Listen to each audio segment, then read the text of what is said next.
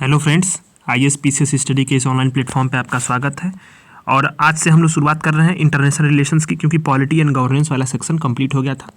तो international relation में पहले हम शुरुआत कर रहे हैं न्यूज इन शॉर्ट से। क्यों कर रहे हैं इस न्यूज इन शॉर्ट से शुरुआत? क्योंकि इसका सीधा सीधा यही मतलब है, ये प्रीलिम्स आने वाला है और प्रीलिम्स के लिए न्यूज इन शॉर्ट से ही सवाल बनते हैं। और इसमें पूरी संभावना होती है कि न्यूज इन शॉर्ट्स में जो सारे फैक्ट्स दिए हैं उसको आपको ग्रहण कर लें, एकदम उसको रट जाएं। और चीज़ें होता क्या है कि यहाँ पे कि न्यूज इन शॉर्ट्स में बहुत सी ऐसी चीज़ें होती हैं जो छोटे से क्रिस्प डिटेल दी होती हैं और उनको जो है वहीं से सवाल बनने की पूरी संभावना होती है। इसीलिए मैं न्यूज इन शॉर्ट से शुरू कर रहा हूँ। 2 आर्टिकल है इसमें, दोनों आर्टिकल जो है अभी आज न्यूज इन शॉर्ट्स खत्म हो जाएंगे और कल जो है इंटरनेशनल रिलेशन का दोनों आर्टिकल जो है खत्म कर देंगे। इसमें मेंस का टॉपिक है इंडिया यूनाइटेड किंगडम, इसको हम लोग कल करेंगे। और इसके बाद है कि Indo Pacific economic framework for prosperity IPEF का, इसको भी हम लोग कल करेंगे। 2 आर्टिकल जो लंबे वाले हैं, और ये वाले न्यूज इन शॉर्ट्स वाले जो आर्टिकल्स हैं उसको हम लोग आज पढ़ने वाले हैं। तो चलिए शुरू करते हैं। पहला आर्टिकल को हम लोग शुरू करते हैं। लिखा है हिंद प्रशांत क्षेत्रीय संवाद, ठीक है, इंडो पैसिफिक रीजनल डायलॉग शुरू हुआ 2023 का। इंपॉर्टेंट बात ये है कि प्रीलिम्स में सवाल कैसे बनते हैं, थोड़ा सा मैं पैटर्न आपको ये बता दूं। कि अगर ये सवाल देगा तो कैसे दे सकता है, यूपीपीसीएस में, बीपीएससी में, या फिर जो है आपका यूपीएससी में। ये इसमें सवाल बनने की पूरी संभावना कहते हैं। यूपीएससी में जो सवाल बनते हैं ना, सीधे सीधे वो क्या होंगे, वन लाइनर फैक्चुअल सवाल होंगे, ठीक है, फैक्चुअल सवाल बन सकते हैं। अब यूपीपीसीएस भी जो है कहीं ना कहीं यूपीएससी के ट्रेंड फॉलो कर रहा है, तो वो भी स्टेटमेंट में बनाकर चीज़ें दे रहा है। तो यूपीएससी और यूपीपीसीएस के लिए मैं अलग से कोई डिफाइन क्राइटेरिया नहीं करूँगा। हाँ, कुछ विशेष बेंचमार्क होते हैं, जैसे कुछ फैक्ट्स को याद कर लेना यूपीपीसीएस के लिए कारगर होता है, बीपीएससी के लिए कारगर। बीपीएससी में भी ऐसे सवाल बन सकते हैं। यूपीएससी क्या करता है, सीधे जो है फैक्ट को और स्टेटमेंट को मिक्स करके चीज़ें देता है। वहाँ कन्फ्यूजन होती है, क्योंकि अगर आप पढ़े नहीं रहेंगे तो 2023 का पेपर आपने देखा होगा कि अगर फैक्ट आपको नहीं पता है तो सवाल डेफिनेटली गलत हुआ, क्योंकि एलिमिनेशन वाली जो टेक्निक थी वो प्रीलिम्स में 2023 में यूपीएससी ने इसी को एलिमिनेट कर दिया, ठीक है, एलिमिनेशन को ही एलिमिनेट कर दिया। तो इसीलिए जो है आपको ध्यान देना है कि आपको फैक्ट भी याद होने चाहिए, फैक्ट को भी आपको पढ़ना है। तो हिंद प्रशांत क्षेत्रीय संवाद में क्या पढ़ना है आपको कि जो इंडो पैसिफिक रीजनल डायलॉग है, इसका 2023 में जो संस्करण संपन्न हुआ वो कहाँ हुआ, नई दिल्ली में हुआ। तो यही स्टेटमेंट बन सकता है कि हिंद प्रशांत क्षेत्रीय संवाद का जो संस्करण है 2023 का संस्करण कुआलालंपुर में हुआ। अगर ऐसे स्टेटमेंट देगा तब वो गलत करना है, क्योंकि नई दिल्ली में हुआ है, ठीक है, नई दिल्ली में आपको ध्यान देना है। अब ये क्या है, जो भारतीय नौसेना द्वारा जो है ये क्या है, शीर्ष स्तरीय क्षेत्रीय संवाद है, सामरिक संवाद है, यानी स्ट्रैटेजिक यहाँ पे बातें होती हैं। और ये क्षेत्र रीजनल स्ट्रैटेजिक बातें यहाँ पे इसको की जाती हैं। और कौन करता है, भारतीय नौसेना द्वारा, ठीक, भारतीय नौसेना द्वारा यह होता है। इस बात को आपको ध्यान देना है। ये प्रतिवर्ष होता है। और इसकी थीम क्या थी, थीम भी बहुत इंपॉर्टेंट है। थीम तो समझ लीजिए सबसे मोस्ट इंपॉर्टेंट चीज़ होती है कि थीम क्या है। तो हिंद प्रशांत समुद्री व्यापार और कनेक्टिविटी पर भू राजनीतिक प्रभाव, ये इसके थीम थी। हिंद प्रशांत समुद्री, इसका इंग्लिश में देख लीजिए, geo political impact upon the Indo Pacific maritime trade and connectivity, ठीक है। तो ये इसकी थीम थी। इसका आयोजन क्या था, इसमें नई दिल्ली में जो है नौसेना का नॉलेज पार्टनर के रूप में किया गया था, ठीक है। कोई किसने, नेशनल मैरीटाइम फाउंडेशन ने, नौसेना का knowledge partner national maritime foundation ने इसका आयोजन किया था नई दिल्ली में। अब इसका उद्देश्य क्या है, लक्ष्य क्या है, समुद्री जो सामरिक गतिविधियाँ हैं, क्षेत्रीय अवसर हैं और चुनौतियाँ हैं, उन सारी चीज़ों पर समीक्षा करना है, संवाद करना है, और संवाद से ही जो है इसको समाधान करना है, ठीक है। ये बातें थी यहाँ पे। अब दूसरा आर्टिकल हम लोग देखते हैं, इसमें क्या इंपॉर्टेंट है। तो देखिए कि ASEAN defence minister meeting plus कहाँ पे हुई, जकार्ता इंडोनेशिया में हुई। ये किसका सवाल है, ये बीपीएससी का टीचर वाला सवाल। जो अभी टीचर वाली वैकेंसीज आई थी बीपीएससी में, वहाँ अब बात समझिए कि बीपीएससी करा रहा है, तो अब टीचर्स की भी बहुत सारे एग्जाम, जैसे अभी कल यूपीपीसीएस का एपीएस की परीक्षा थी, यूपीपीसीएस का, और एपीएस के जो भी पेपर थे उसमें करंट अफेयर थे, रिवीजन के मैगजीन में सब कवर है। मैंने कल सारे क्वेश्चंस को देखा, लगभग सभी। अभी मैं कल आपको क्या पढ़ा रहा था, राइट टू इन्फॉर्मेशन पढ़ा रहा था, राइट टू इन्फॉर्मेशन। आरटीआई पे एक सवाल था, इतना बढ़िया सवाल था, मैं आपको टेलीग्राम पे डाल दे रहा हूँ, उसको आप लगाइएगा। इसी में से भी मैं कल पढ़ा रहा था और कल ही वो पेपर हुआ है। आरटीआई का सवाल आप उसको मात्र आर्टिकल को आप देख लिए होते जो मैंने कल का पढ़ाया है, तो आप उसको सॉल्व कर लेते। वो टेलीग्राम पे डाल दे रहा हूँ, study for IAS PCS Telegram में, डिस्क्रिप्शन में लिंक है, ज्वाइन करके वहाँ रखे रहिएगा। वहाँ पे बहुत सारी प्रीलिम्स की चीज़ें आपको शेयर की जाती हैं डेली पे डेली, ठीक है। क्विज भी दिए जा रहे हैं अब तो उसको भी आप करते रहिए। तो क्या है कि ये सवाल था, पूछा गया था कि कहाँ पे आसियान डिफेंस मिनिस्टर की मीटिंग हुई थी, सीधे सीधे पूछा गया था बीपीएससी में। तो जकार्ता में हुई, और देखिए यहाँ पे न्यूज़ में कवर हुआ है न्यूज इन शॉर्ट्स में। तो ADMM प्लस क्या है, आसियान डिफेंस मिनिस्टर मीटिंग क्या है, इसको प्लस को 2010 में स्थापित किया गया था। इसमें क्या है कि यह आसियान देशों का संघ है, ठीक है, दक्षिण जो पूर्व एशियाई है, साउथ ईस्ट एशिया के जो कंट्रीज है उसका है, और इसके 8 डायलॉग पार्टनर है, यानी वही प्लस है, यानी आसियान तो कंट्रीज हैं ही आसियान, ठीक है, और प्लस मतलब कि जो 8 अलग से जो डायलॉग पार्टनर है वो कौन कौन से हैं, चीन है, ऑस्ट्रेलिया है, भारत है, जापान है, न्यूजीलैंड है, दक्षिण कोरिया है, रसिया है और यूएसए है, ठीक है। ये 8 इसके जो है डायलॉग पार्टनर्स हैं। अब ये क्या करता है, जो ADMM है ये क्या करता है, जो आसियान में है, आसियान जो संगठन है उसमें सर्वोच्च रक्षा सलाहकार और सहयोगी तंत्र है, करता क्या है, शांति और स्थिरता के लिए जो सुरक्षा और रक्षा सहयोग को मजबूत करता है, ये इसका है, ठीक है। तो इसमें क्या हुआ कि भारत ने क्या बोला, भारत का इसमें क्या रोल रहा, तो काउंटर टेररिज्म पे विशेष कार्य समूह का अध्यक्षता का प्रस्ताव दिया है, ठीक है, और इसका किसने समर्थन कर दिया, ADMM प्लस ने समर्थन भी कर दिया। अब ये बात क्यों मैं बोल रहा हूँ, इसको हाईलाइट करना है कि अभी देखिएगा UPSC 2023 में सवाल बना, जो बहुत सारे सवाल ऐसे बने जिसमें भारत के कार्यों पे बात हो रही थी। जैसे मान लीजिए G20 सम्मेलन हुआ था, तो G20 सम्मेलन में डिजिटल पब्लिक इंफ्रास्ट्रक्चर पे एक सवाल बन गया, तो कैसे बना कि उसमें जो है भारत ने प्रस्ताव दिया था। तो इसी तरह से इसमें क्या दिया कि काउंटर टेररिज्म पे प्रस्ताव दिया भारत ने अध्यक्षता का, तो इस पर समर्थन मिला। तो काउंटर टेररिज्म को ध्यान देना आपको इसमें, ठीक है। भारत ने क्या बोला कि समुद्री सुरक्षा के लिए इसमें क्या है कि ADMM प्लस के साथ परिणाम आधारित केंद्रित सहयोग के लिए भी प्रतिबद्धता जताई। ये किसने बताया, समुद्री सुरक्षा के लिए भारत ने बताया ADMM प्लस के साथ जो है रिजल्ट ओरिएंटेड कॉपरेशन हमारी होगी, रिजल्ट के लिए, मतलब हमारा कॉपरेशन सिर्फ कागज़ों में ना हो बल्कि वो रिजल्ट में भी हो, ठीक है। तो इस तरह की प्रतिबद्धता भारत ने जताई है। तो भारत समुद्री सुरक्षा में भारत की भूमिका ये क्या है कि भारत की भूमिका किस प्रकार से समुद्री सुरक्षा में मजबूत है। अभी देखिएगा हाल ही में अभी क्या है, हूती विद्रोहियों द्वारा, अभी मैंने न्यूज जो शॉर्ट्स वीडियो तो उसमें मैंने हूती विद्रोहियों के बारे में बताया था, बहुत सारे फैक्ट बताए थे।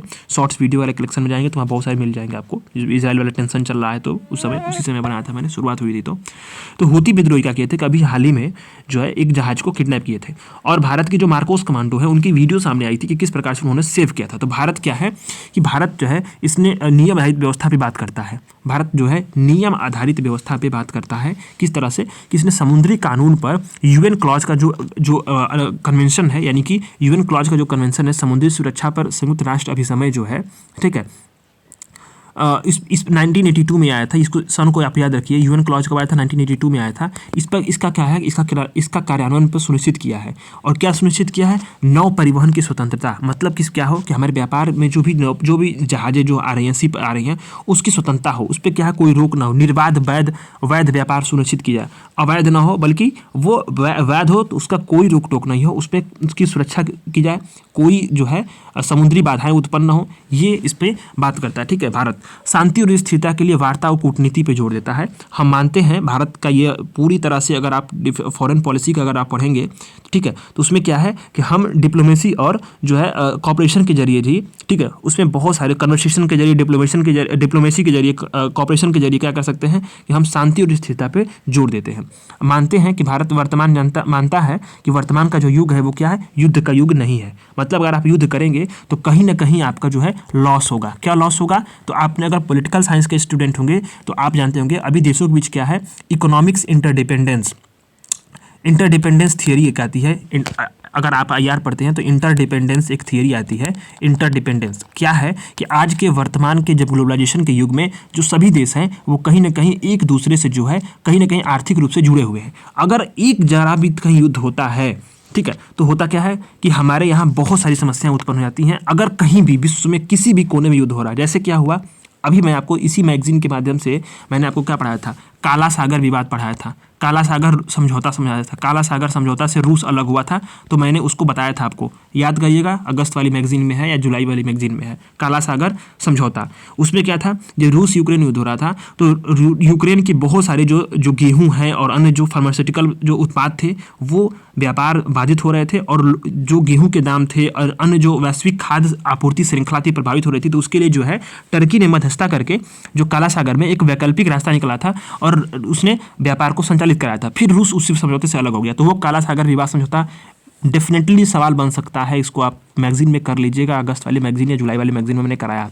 अभी जब इजराइल और हमास के बीच युद्ध हुआ तो अभी का भारत पर क्या इम्पैक्ट पड़ा, जो फास्फोरस या पोटास, शायद इसी था, फास्फोरस या पोटास जो था उसकी जो है सप्लाई बंद हो गई, ठीक है, क्योंकि वहाँ पे मैंने आपको बताया भी था कि वहाँ एक पोर्ट है और वहाँ से दुनिया के 3% जो है फास्फोरस या पोटास शायद है, इसी में से तो कोई होगा, मुझे कन्फ्यूजन है, तो आप देख लीजिएगा, उसमें मैगजीन में है, पिछले महीने की मैगजीन में ही है। तो वहाँ से सप्लाई बंद हो गई थी। ठीक है, तो ये क्या होता है कि कहीं भी दुनिया का अगर कहीं भी युद्ध हो, कहीं भी विवाद हो, तो उसका आपका हर अनेक देशों पे प्रभाव पड़ता है। सप्लाई चेन जो बाधित होती है, महंगाई बढ़ती है और व्यापार बाधित होता है। इसलिए जो है क्या है कि अभी वर्तमान का युद्ध जो है वो युद्ध नहीं है, क्योंकि यहाँ पे इकोनॉमिक्स इंटरडिपेंडेंस बढ़ चुकी है। ठीक है, तो भारत की नियम आधारित जो व्यवस्था है उसके माध्यम से क्या है कि निगरानी के माध्यम से समुद्री मार्गों और चोक पॉइंट, जैसे मलक्का जल डमरू मध्य है, आप देखे होंगे, अगर मैप देखेंगे, मलक्का जल डमरू मध्य है, ठीक है, उसे क्या करता है, सुरक्षित रखता है। क्षमता निर्माण क्या है कि भारत जो है बहुत सारे देशों के साथ जो ऐसे रास्तों पे है जहाँ से समुद्री नौ परिवहन संचालित होता है, तो वहाँ पे क्या करता है, उन देशों के साथ क्या करता है, सैन्य अभ्यास और अच्छा सहयोग भी करता है। जैसे क्या है, सिम्बेक्स, भारत का और सिंगापुर का जो है द्विपक्षीय अभ्यास से, समुद्री द्विपक्षीय अभ्यास सिम्बेक्स, आपको याद रखना है, सिम्बेक्स को भी ध्यान देना है। फिलीपींस को भारत ने भी ब्रह्मोस मिसाइल दे दिया। ठीक है, तो ये सारी चीज़ें क्या है कि भारत जो है इंपॉर्टेंट रहता है। तो प्रीलिम्स के लिए आपको बता दिया मैंने कि ये मीटिंग देख लीजिए कहाँ हुआ, और एशियाई प्लस देश जो है भारत का, इसमें क्या था, काउंटर टेररिज्म पे और समुद्री सुरक्षा पे फोकस रहा बस। अब इसमें क्या है, अब इसमें एडीएम प्लस के फोकस के कौन कौन से क्षेत्र हैं ये भी देख लीजिए। समुद्री सुरक्षा है, आतंकवाद से निपटना है, मानवीय सहायता और आपदा प्रबंधन है, शांति स्थापना का कन्वेंशन है, सैन्य चिकित्सा है, ह्यूमैनिटेरियन माइन एक्शन है और साइबर सुरक्षा है। ये सारे जो है एडीएम प्लस के कार्य हैं। तीसरे वाले पे आते हैं। तीसरे वाले आर्टिकल पे दिया है कि भारत और ऑस्ट्रेलिया पे 2+2 मिनिस्ट्रियल डायलॉग हुआ। 2+2 मिनिस्ट्रियल डायलॉग जो हुआ कहाँ पे हुआ, भारत और ऑस्ट्रेलिया का जो है ये संपन्न हुआ। कहाँ पे हुआ, ये नई दिल्ली में हुआ। ये सबसे बहुत इंपॉर्टेंट है कि कहाँ पे हुआ। ठीक है, तो जो भी 2+2 मिनिस्ट्रियल जो डायलॉग होता है वो उसमें होता क्या है कि जो किसी भी दोनों देशों क्या होता है, जो दो देश होते हैं उनके बीच में होता है, तो उनके विदेश मंत्री और रक्षा मंत्री ये क्या होते हैं, पार्टिसिपेट करते हैं। ठीक है, विदेश मंत्री और रक्षा मंत्री पार्टिसिपेट करते हैं। तो यहाँ पर भी जो है ऑस्ट्रेलिया के जो समकक्ष थे, यानी विदेश मंत्री और रक्षा मंत्री ऑस्ट्रेलिया के, उन्होंने पार्टिसिपेट किया। ठीक है, और हिंद प्रशांत क्षेत्र में इंडो पैसिफिक जो रीजन है, इंडो पैसिफिक रीजन के लिए जो है मजबूत भारत और ऑस्ट्रेलिया संबंधों के जो महत्व है उसको वहाँ पे रेखांकित किया गया। किस माध्यम से, दोनों के बीच में सूचना का आदान प्रदान हो, ट्रांसफर ऑफ इंफॉर्मेशन, सूचना का आदान प्रदान हो। ठीक है, रक्षा अनुसंधान और डिफेंस रिसर्च में सहयोग बढ़ाया जाए, इस सारी चीज़ों का भी आह्वान किया गया। ठीक है, भारत और ऑस्ट्रेलिया के बीच में रणनीतिक समन्वय किस प्रकार से है वो जान लेते हैं। तो किस प्रकार से स्ट्रैटेजिक जो हम लोग के बीच में कॉर्पोरेशन है, जो ये सब चीज़ें क्या है कि देखिए, इसको इससे पढ़ने से क्या होगा कि आपका कॉन्सेप्ट क्लियर होगा।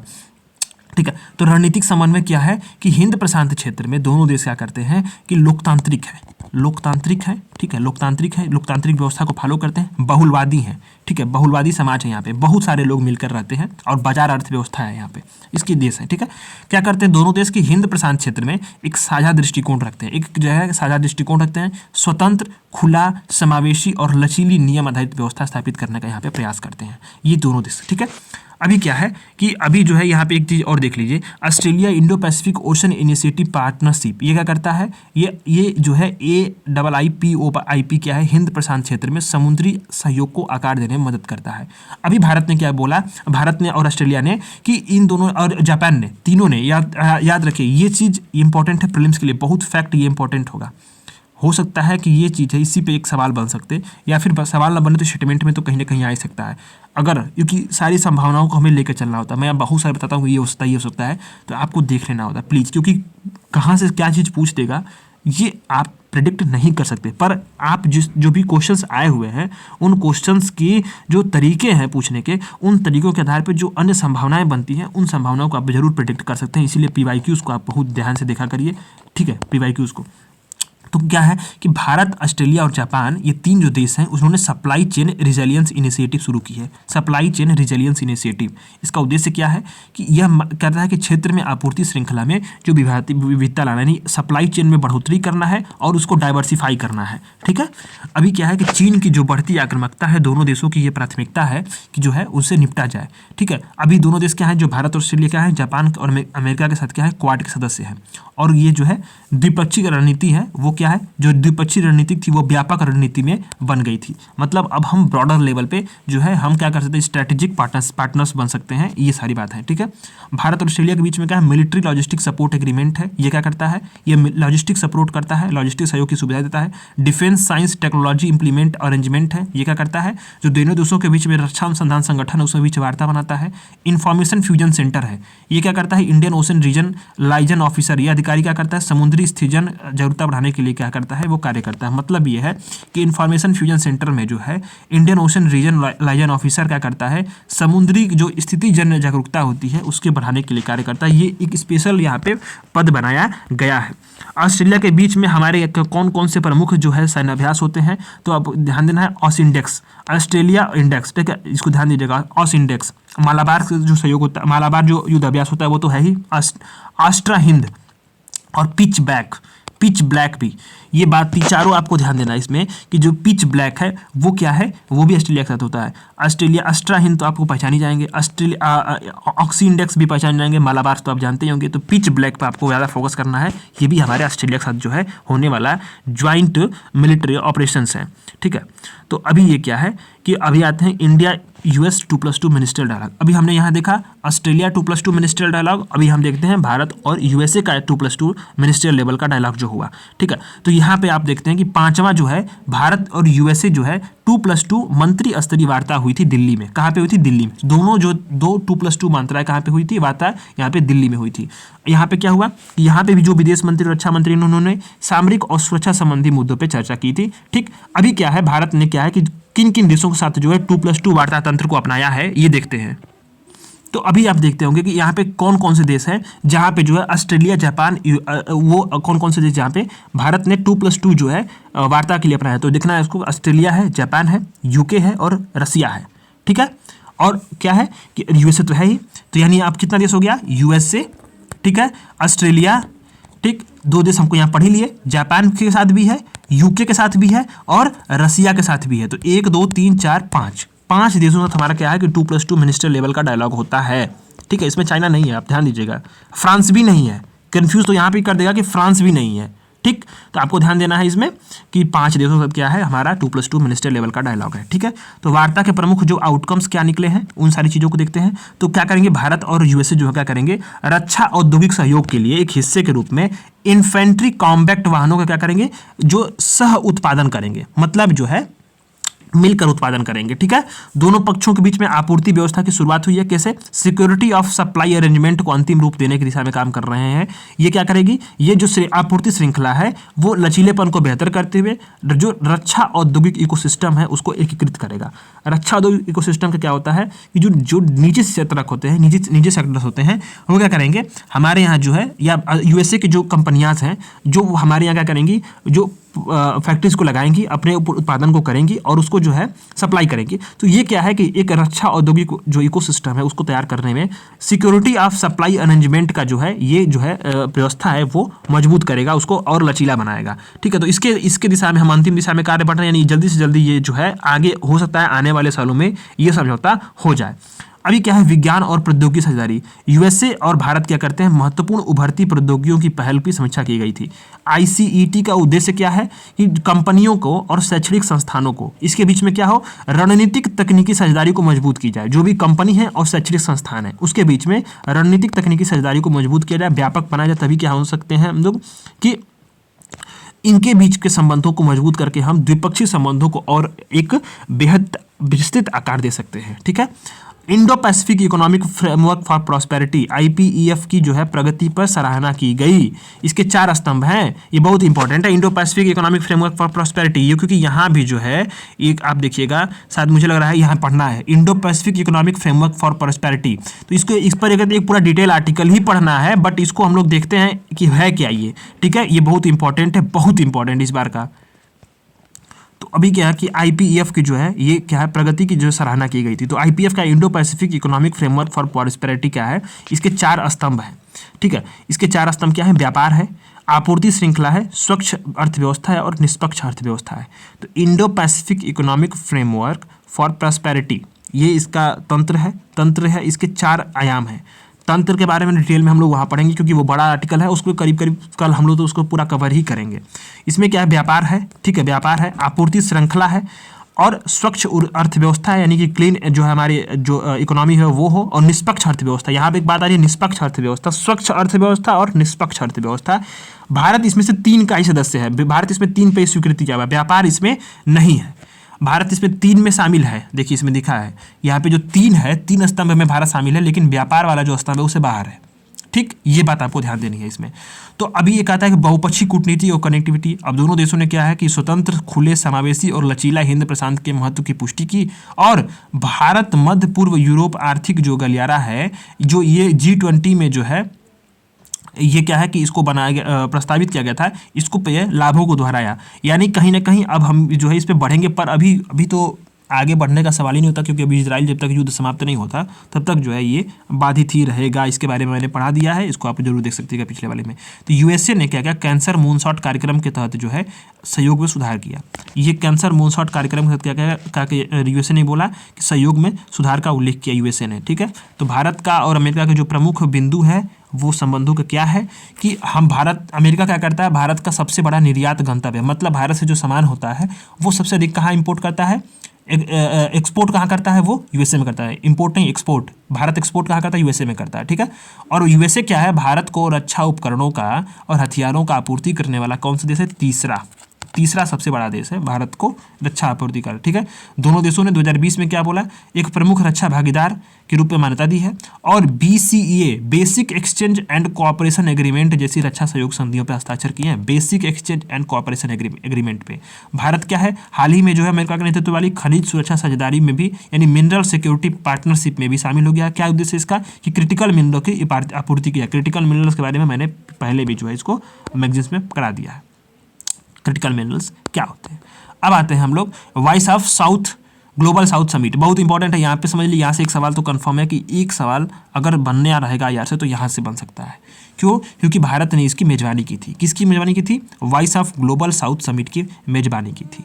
Voice of global south summit की मेजबानी यहाँ पे की गई।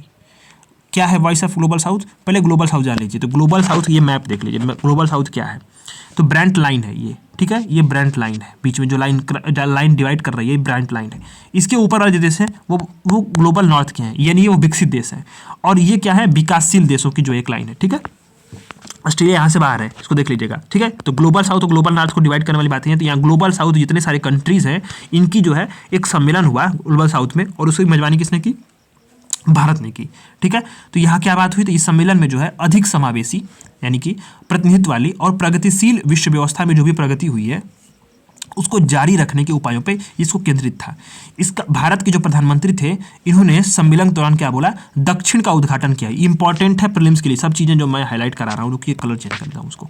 ये जो है भारत के प्रधानमंत्री ने यहाँ पे दक्षिण का उद्घाटन किया, ठीक है। यह क्या करता है, यह ग्लोबल साउथ के देशों के लिए global centre for of excellence का ये है, ठीक है। ये इस रूप में इसको स्थापित किया गया। जो भारत के प्रधानमंत्री हैं, यहाँ पे किस ना किसका उदाहरण किया उन्होंने, दक्षिण का उदाहरण किया है। इस बात को आपको एकदम रट जाना है, दक्षिण का, ठीक है, क्योंकि यहाँ के लिए जो है ये क्या करेगा, global south centre of excellence का जो है ये स्थापना करेगा। भारत के जो प्रधानमंत्री हैं PM नरेंद्र मोदी ने, इन्होंने क्या बोला, ग्लोबल साउथ के लिए 5C का मंत्र दिया। 5C कौन कौन से थे, परामर्श, कंसल्टेशन था, कॉर्पोरेशन था, ठीक, कम्युनिकेशन था, क्रिएटिविटी था और कैपेसिटी बिल्डिंग था। ये 5C किसके लिए दिया, ग्लोबल साउथ के लिए मंत्र दे दिया इन्होंने, ठीक है। ये बहुत इंपॉर्टेंट है। इसके पहले क्या 2023 में भारत ने प्रथम वॉइस ऑफ ग्लोबल साउथ की जो है जनवरी में भी इसकी मेजबानी की थी, ठीक। इसमें क्या है, 125 देशों ने भाग लिया। थीम देख लीजिएगा, थीम क्या है, unity of voice, unity of purpose, ठीक है, unity of voice, unity of purpose. इस बात को आपको ध्यान देना है, इसका थीम। ग्लोबल साउथ का शब्दावली क्या है कि ऐसे देश वो जो है विकासशील है, अल्प विकसित है या अविकसित है, जो मैंने बताया ना नीचे वो है। और इसकी अवधारणा क्या है कि 1980 की ब्रेंट लाइन बताया ना, ब्रेंट लाइन जो है, जो लाइन डिवाइड कर रही है उसको बोलते हैं ब्रेंट लाइन। उसी की अवधारणा से इसको जोड़कर देखा जाता है, ठीक है। तो साउथ कॉर्पोरेशन की बात की आवश्यकता क्यों है, क्योंकि क्या है कि अलग अलग क्षेत्रों में, अलग अलग देशों में जो जलवायु परिवर्तन है, क्लाइमेट चेंज है, उसके लिए जो है क्या करना है कि हमें जो है उसके लिए असमान जो प्रभाव है, जैसे विकसित देश हैं वे विकसित हैं, वे विकास के सभी प्रतिमानों को पूरा कर चुके हैं और कार्बन उत्सर्जन भी सबसे अधिक वही कर रहे हैं। प्रभाव कहाँ पड़ रहा है, जो विकासशील देश है, यहाँ अभी विकास हुआ नहीं है, अभी इंडस्ट्रियलाइजेशन की जो प्रक्रिया जारी है, कार्बन उत्सर्जन होगा। पर अभी क्लाइमेट चेंज की जो मुद्दा है उस पर क्या है कि असमान जो है प्रभाव से निपटने के लिए जो है विकासशील देशों को बगैर रियायत दिए जो है विकसित देश जो दबाव डालते हैं। तो इसी असमान प्रभाव से निपटने के लिए क्या करना है, हमें कॉपरेशन जरूरी है। इसलिए क्या है कि साउथ साउथ सहयोग को बढ़ावा जरूरी है। जो यूएन का जो परिषद है उसमें क्या है कि जो मल्टीलेटरल जो संस्थान है या अन्य जो मल्टीलेटरल संस्थान है उसमें क्या है जो प्रतिनिधित्व की प्रणाली में सुधार के लिए भी कॉपरेशन बहुत जरूरी है। क्यों जरूरी है? क्योंकि जहाँ असमान प्रतिनिधित्व है विकसित देशों की जो यहाँ पे मनमानी चलती है तो कहीं ना कहीं विकासशील देशों की जो आवाज़ है वो दब जाती है। खाद्य और ऊर्जा सुरक्षा को सुनिश्चित करने में ये आपसी सहयोग क्या है, सहायक सिद्ध हो सकता है। एसडीजीज के लक्ष्यों को प्राप्त करने में भी जो है ये सहायक भूमिका निभा सकता है। तो क्या है कि साउथ साउथ कॉपरेशन के लिए भारत की कुछ पहले मजबूत की गई हैं, ये पहलों को ध्यान देना है। यहाँ से एक जो है सवाल यूपीएससी 2023 का सवाल है। अब ये आपको गेस करिए क्या है। यूपीएससी का 2023 का प्रीलिम्स का पेपर हुआ तो पीवाईक्यू है एक, यहाँ पे कौन पीवाईक्यू है तो देख लीजिए। अभी मैं आपको बताऊंगा दक्षिण सहयोग के लिए भारत की कौन सी पहल हुई। तो भारत की पहल पर क्या है, अभी G20 के जैसे हुआ था तो अफ्रीकी संघ को इसमें शामिल किया गया था। अफ्रीकी संघ को G20 में शामिल किया गया था। तो आप देख लीजिए अफ्रीका जो है वो पूरा आपका ग्लोबल साउथ में आता है, ठीक है। तो इसको क्या हुआ G20 समूह में शामिल कर दिया गया। भारत का ही ये पहल था, ठीक। अभी क्या है अंतर्राष्ट्रीय सौर गठबंधन ISA इंटरनेशनल सोलर अलायंस, वैश्विक जैव ईंधन गठबंधन और आपदा रोधी अवसंरचना के लिए जो है अन्य सारी गठबंधन की पहले शुरू की गई हैं। वैश्विक खाद्य सुरक्षा के लिए महर्षि सुरक्षित की गई है। यानी कि क्या है कि यह वैश्विक खाद्य सुरक्षा को सुनिश्चित करने के लिए महर्षि पहल सुनिश्चित की गई। ये क्या है महर्षि से ऐसा क्या है कि millets and other ancient grain international research initiative, millets और अन्य प्राचीन अनाज अंतर्राष्ट्रीय अनुसंधान पहल किसके लिए, वैश्विक खाद्य सुरक्षा के लिए ग्लोबल साउथ में। और सबसे important G20 digital public infrastructure framework launch किया गया। G20 digital public infrastructure framework launch किया गया। यही जो है 2023 का PYQ है, प्रीवियस ईयर क्वेश्चन है। और ये क्या है, ये हमारे 2023 के प्रीलिम्स में पूछा था, सीधे स्टेटमेंट में देकर पूछा था कि G20 द्वारा डिजिटल पब्लिक इंफ्रास्ट्रक्चर इनिशिएटिव को लॉन्च किया गया। ये आपको ध्यान देना है कि ये आपको सोचिए कि 2023 के प्रीलिम्स में था, इसीलिए मैं बोलता हूँ कि इसको आपको लाइन बाय लाइन सब चीज़ें देखनी जरूरी है। क्योंकि यहाँ से देखिए एक सवाल बना हुआ है G20 digital public infrastructure framework. आप 2023 का पेपर उठा के देख लीजिएगा, यहाँ पे एक सवाल है, ठीक। तो ये इसका लॉन्च किया गया। अभी क्या है कि भारत और ने ग्लोबल साउथ के देशों के लिए मौसम और जलवायु पर्यवेक्षण हेतु उपग्रह सेवा उपलब्ध कराने का भी प्रस्ताव प्रस्तुत किया। तो ये सारी चीज़ें यहाँ पे हुई थी। और भारत के प्रधानमंत्री ने सम्मेलन के दौरान किसका उद्घाटन किया, दक्षिण का उद्घाटन किया। ये क्या है, global south centre of excellence है, ठीक। तो ये बात देना है। 5C का मंत्र भी दिया। और क्या है इसमें प्रीलिम्स में सबसे महत्वपूर्ण इसका theme unity of voice unity of purpose, ठीक है। ये जो है ये हो गया, ठीक है। तो ये सारी चीज़ें थी। अब रिवीजन शॉर्ट्स कंप्लीट हो गया है। कल हम लोग जो है इसमें बड़े वाले जो आर्टिकल्स हैं उसको कवर कर लेंगे और इंटरनेशनल रिलेशन खत्म। फिर हम लोग इसके बाद जो है सीधे इकोनॉमिक्स पे आएंगे। डिजिटल पब्लिक इंफ्रास्ट्रक्चर, यही जो सीधे सीधे आपका सवाल जो है यूपीएससी 2023 के प्रीलिम्स में बना था, इसी पे हम लोग डिटेल में बात करेंगे। DPI पे, डिजिटल पब्लिक इंफ्रास्ट्रक्चर पे, ये प्रीवियस ईयर क्वेश्चन है और ये आपकी जिम्मेदारी है। 2023 का जो पेपर है उसको मैंने एक बार दिखा भी चुका हूँ आपको, और 2023 का जो पेपर है उसको आप देखिएगा, यहाँ पे सीधे सीधे से सवाल बना है, ठीक है। तो इससे आगे हम लोग पढ़ेंगे इसको डिटेल में। और तब तक वीडियोज़ को लाइक कर दीजिए, चैनल को सब्सक्राइब जरूर करिएगा, सपोर्ट करिए। धन्यवाद।